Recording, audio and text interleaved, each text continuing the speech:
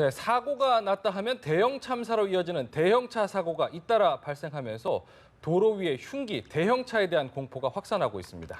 이 대형 차량의 교통사고를 막기 위한 대책은 없는지 오늘 전문가 모시고 알아보도록 하겠습니다. 김기복 시민교통안전협회 대표 나오셨습니다. 안녕하세요. 안녕하십니까? 안녕하십니까?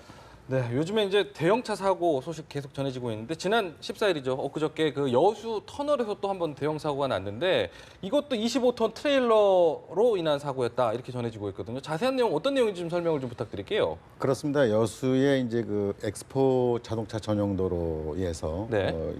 있는 그 말의 터널이라는 터널이 있는데 예. 이 터널 안에서 시민트를 싣고 가던 25톤 대형 트레일러가 예. 이 교통 정체로 서 있던 승용차 아, 9대를 지금 네. 보신 장면이군요. 잇따라 이제 이렇게 들이받는 예. 그런 그 사고를 일으킨 거죠. 네네. 그런데 그 경찰 조사 결과 이 화물차 운전자가 네. 이 터널을 들어오는 그 당시에 깜빡 졸았다. 이렇게 그 진술을 한 예. 것으로 알려지고 있습니다. 그래서 네. 결과적으로 이 졸음운전 사고가 또 대형 참사를 이제 부른 그런 결과인데요. 네. 뭐 보도됐습니다마는 한 명이 안타깝게 목숨을 잃었고 네. 7명이 중경상을 당했는데 네. 그 중에 또 한 분이 지금 중태로 의식을 찾지 못하고 있는 예. 이런 안타까운 소식이 들려오고 있습니다. 예, 지금 저희가 화면으로 봐서도 느끼시겠지만 굉장히 좀 아찔했거든요. 근데 최근 들어서 이렇게 좀 대형차와 관련한 사고가 좀 많은 것 같은데 그 이유가 특별히 있을까요? 뭐 이유야 예. 그동안에 이제 뭐 계속 있었던 이유들이죠. 뭐 결과적으로 이 화물 자동차나 관광버스 같은 경우는 아시는 것처럼 이 시스템이 네. 즉 그 이제 회사 직영이라든가 뭐 개인 면허를 받아서 하는 것이 아니고 네. 이른바 이제 지입제라고 그래가지고 회사는 있고 그렇죠. 차주 따로 운전자 따로 이제 뭐 이렇게 좀 체계적으로 운영이 되지 못하는 이런 좀 불안전한 그런 예. 구조 속에서 이제 운행이 되고 있는 것이 예. 가장 큰 문제라고 볼 수 있습니다. 지입차의 가장 큰 문제점은 내가 하는 만큼 수당을 버는 거기 때문에 무리를 한다는 점이 좀 문제가 있는 그렇습니다. 거죠. 그리고 네. 이제 이들이 분명히 화물차 운전자고 관광버스 운전자지만 예. 분명히 근로자지만 근로기준법에 이 혜택을 보지 못해요. 네, 네. 예, 차주기 때문에 노동자를 볼 수 없거든요. 예. 이제 이런 문제점 때문에 여러 가지 제도권에서 이 사람들이 보장을 받지 못하고 있다가 보니까 네. 관리가 예. 잘 안 되는 거죠. 그러니까 예. 지금 이제 앵커가 말씀하신 대로 자기가 버는 만큼, 자기가 노력한 만큼 뭐 수입도 얻게 되고 그러다 네. 보니까 이제 무리한 운행을 하는 그런 경우가 많기 때문에 이런 예. 사고가 발생하는 거죠. 조금 더 구체적으로 얘기를 드리면 앞서 저희가 화면에도 잠깐 봤지만 봉평 터널 때도 마찬가지고요. 관광버스도 마찬가지고요. 네. 지금 이번 그 트레일러도 마찬가지고요. 졸음 운전을 했단 말이에요. 그분들이 그렇습니다. 이제 이야기를 가만 들어보면은 그만큼 잠도 못 자고 그런 열악한 상황들에 처해 있었던 분들도 사실 계세요. 네. 어떤 상황인지 좀 짚어주시죠. 그 이제 가장 중요한 문제가 이 체계적으로 관리가 되지 못하고 운전대를 잡고 있는 당사자 네. 개인의 판단에 의해서 행동을 할 수밖에 없는 문제가 온전히 있는 운전자한테 거예요. 맡기는 거죠. 그러니까 안전 문제라든가 이런 것이 전부 운전자 당사자 판단에 의해서 이제 이루어지기 때문에 이런 대형 참사를 막지 못하고 있는 거죠. 네. 그런데 사실은 제도적으로 다 관리할 수 있도록 돼 있어요. 법은 있습니까? 그렇습니다. 법도 있고 또 예컨대 이 시스템도 돼 있고 예. 예를 들자면 대형차의 과속을 방지할 수 있는 속도 제한 장치가 의무적으로 장착하도록 돼 있고요. 네. 또 그다음에 이 운행 거리라든가 운행 시간, 운전자의 이 과로라든가 이런 거를 이제 방지하기 위해서 디지털 타코메터라고 그래서 운행 기록 장치를 다 의무적으로 장착을 하고 있습니다. 비행기 네. 블랙박스 같은 게 있는 거죠. 그렇습니다. 그래서 예를 들어서 이 지자체나 네. 경찰이 언제든지 필요하면 이제 그 블랙박스의 그 영상 기록 내용을 모두 이제 확인해서 이 사람이 과로를 했는지 졸음 휴식을 제대로 취했는지 확인할 수가 있습니다. 그런데 문제는 이 관리가 안 되고 있다는 거죠. 그래서 이제 이런 문제가 생기는 거죠. 지금 말씀하신 것처럼 제도가 있다고 하셨는데 그중에 이제 하나가 정부가 이제 이번에 내놓은 대책인데요. 4시간 운전하고 30분을 쉬는 거다 이러는데 실제로 이제 당사자인 이 기사분들의 이야기를 들어보면은 현실성이 없다고 하는데 이게 왜 그런 거죠? 그렇습니다. 저도 바로 이제 지난주에 고속도로 휴게소에서 화물 운전자 한 100여 분 만나서 인터뷰를 해봤어요. 이 문제와 관련해서. 근데 말씀하신 대로 현실성이 없다. 뭐냐? 상식적으로 봐도 없을 것 같은데요. 안 지키면 어떻게 할 거냐? 그것도 그거지만요. 얘기죠. 서울에서 부산까지 가는 시간이 있잖아요. 네. 보통 이제 이 심야 시간에 이제 운행을 많이 하는데 네네. 서울에서 이제 출발해서 부산까지 가게 되면 보통 한 6시간 정도 이제 이렇게 갑니다. 네. 정상적으로 가게 되면 네. 그 6시간 정도 가는 도중에 중간에 충분하게 이제 한 번만이라도 쉬고 가면 네.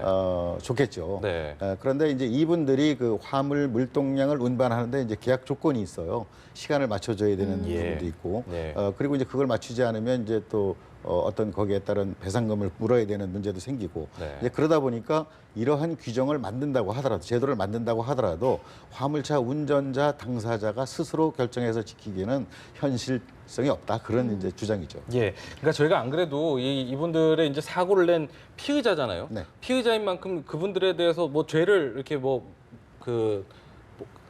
잘못하지 않았다 이렇게 편들어줄 그렇죠. 수는 없는 네. 상황이지만 네. 그 열악한 상황이 분명히 있다라는 것도 알아야 된다는 거죠. 우리가. 일부분 우리가 예. 인정해야 될 부분들이라는 예. 거죠. 왜 그러냐면 이 안전이라고 하는 네. 국민의 안전을 화물차 운전자, 관광버스 운전자의 그 핸들 잡고 있는 두 손에만 맡길 수는 없다는 예, 거죠. 예. 그래서 우리가 이제 정부가 있고 제도가 있는 거 아니겠어요? 그렇죠. 그럼 이런 걸 만들어 놨으면은 네. 제대로 지켜질 수 있도록 관리를 해야 되는데 예. 사실상 법적으로 이제 허점이 많아요. 예. 이걸 의무적으로 기록 장치를 보고하도록 하는 네.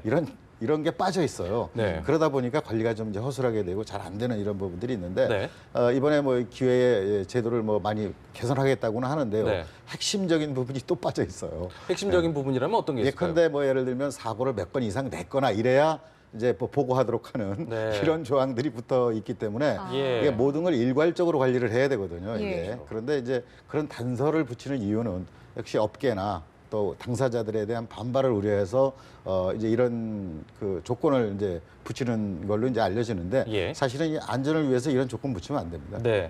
이유와 조건 없이 예. 모든 운행 기록기를 적어도 일주일이면 일주일, 한 달이면 한 달 보고 받아가지고 네. 분석해서 이분의 운전 행태라든가 그다음에 이제 근무 환경이라든가 이런 네. 것을 종합적으로 분석해서 대책을 만들어야죠. 네. 그래야 제대로 된 대책이 나오는 거죠. 예. 지금 말씀하신 것처럼 저희가 뭐 앞서 여러 가지 뭐 시스템도 지적을 했습니다만 일단 개개인이 어떤 안전 불감증을 확실히 좀 갖고 있어야 된다는 부분인 것 같아요. 물론 그렇습니다. 이제 제가 드린 이제 시스템적인 문제도 문제지만요. 예. 사실은 가장 중요한 것이 운전대를 잡고 있는 당사자예요. 이 운전대를 잡고 있는 당사자하고 그다음에 이용자가 되죠. 네. 예를 들어서 전세버스를 이용하는 이용자나 또는 화물차를 이용하는 이제 화주 같은 경우에 네. 이제 계약을 할 때 운임이라든가 이런 걸 할 때 네. 이제 기본적으로 이 운전자가 과속을 하고 과적을 하고 네. 이런 상태에서 운행하는 것을 전제 조건으로 해서 계약을 한단 말이죠. 그러니까 그것은 화주 책임은 아니잖아요. 그걸 요구했을 뿐이지. 네. 그런데 그 결과는 이제 운전자가 책임을 져야 되는 거거든요. 네. 그런데 운전자가 이제 갑의 요구 조건을 을 입장에서 이것을 들어주지 않을 수 없는 또 이런 환경적인 문제가 있는 거예요. 예. 그럼에도 불구하고 지금 말씀드린 대로 운전자들 당사자들이 예. 절대 이것을 거부하는 예. 이런 노력들이 있어야 되겠죠. 예. 이 위험을 안고 가면서 내가 죽을 수도 있다라는 것을 알면서도 이것을 한다라는 것은 좀 문제가 있는 거죠. 그러니까 운전자 당사자들의 운전 안전 의식이 좀 시급히 개선돼야 될 필요가 있다고 봅니다. 네. 특히나 이제 보통 이제 지금 여름철 되니까 좀 졸음 운전도 많기도 하지만 가을철 되면 또 이제 관광철 많이 그렇죠. 단풍 네. 가지 않습니까? 관광 이 대열 운전 같은 것도 굉장히 많이 하지 않습니까? 네. 그 관광 버스들 이렇게 줄지어서 수학여행 가는 걸로 사고도 많이 났었는데 그렇습니다. 이런 지난 거- 5월 예. 달에 이제 창원 터널에서 이제 예. 관광버스 사고가 있지 않았습니까? 예. 이제 그 승용차 여성 운전자 4명이 이제 목숨 잃는 이제 이 사고 이후에 정부가 강력히 대열 운전을 막겠다고 나섰어요. 네. 그런데 여전히 고속도로에서 대열 운전이 성행하고 있습니다. 네. 근데 이게 구조적인 문제예요. 결과적으로 보면 운전자들 입장에서 우선 대열을 맞춰가지 않으면 다른 차가 끼어들고 이제 이렇게 하다 보면 시점에서 종점까지 가는 동안에 이 갭이 굉장히 크게 생깁니다. 예. 그러다 보니까 그 갭을 줄이기 위해서 스스로 위험을 무릅쓰고 하는 경우도 있고요. 그럼 본인들의 관광 스케줄에 안 맞으니까 그렇죠. 이제 대여를 하는 거죠? 그러니까 이제 리더를 하는 입장에서 보면 예. 1호차에서부터 10호차까지가 동시에 도착을 해야 되는데 예, 예. 1호차는 도착을 했는데 10호차는 1시간 뒤에 도착해요. 예. 이건 이제 컨트롤할 수가 없잖아요. 네, 이제 네. 그러니까 요구를 하는 거죠. 네. 예, 그러면 이제 운전자들은 그 시간에 맞추기 위해서 앞차를 따라가야 되거든요. 네.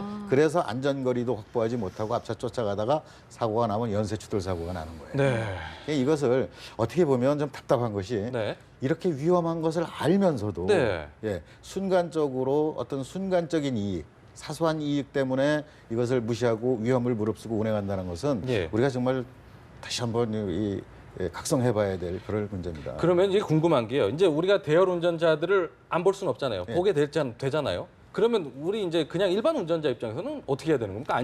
저 피해를 좀 예방하려면. 일반 운전자 입장에서는 네. 대열로 끼어들지를 말아야죠. 네. 대열로 끼어들면 위험합니다. 네. 정말로. 왜?